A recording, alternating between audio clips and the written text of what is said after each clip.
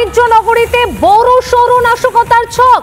মুম্বাই পুলিশকে হুমকি বার্তা। মুম্বাই পুলিশের ট্রাফিক হেল্পলাইনে হুমকি বার্তা।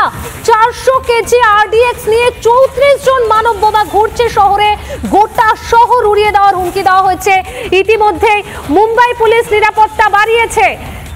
বাণিজ্য নগরীতে বড় সড় নাশকতার ছক। মুম্বাই পুলিশকে হুমকি বার্তা। মুম্বাই পুলিশের ট্রাফিক হেল্পলাইনে হুমকি বার্তা।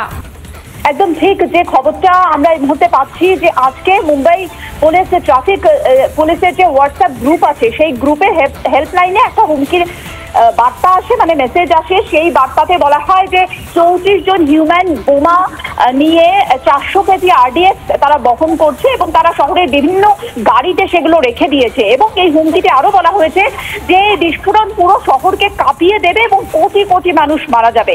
এই বার্তাটি বলা হচ্ছে যে লস্করে জিহাদ বলে নিজেদেরকে পরিচয় দিয়েছে যারা এই বার্তাটা দিয়েছে।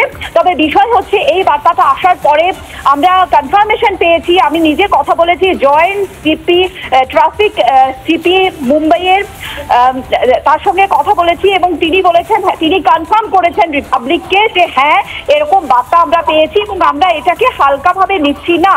যে কারণে এবার প্রশ্ন হচ্ছে যে কর্তৃপক্ষ কি কি ব্যবস্থা নিচ্ছে, ট্রাফিক পুলিশের পক্ষ থেকে, মুম্বাই পুলিশের পক্ষ থেকে কি কি ব্যবস্থা নেওয়া হচ্ছে।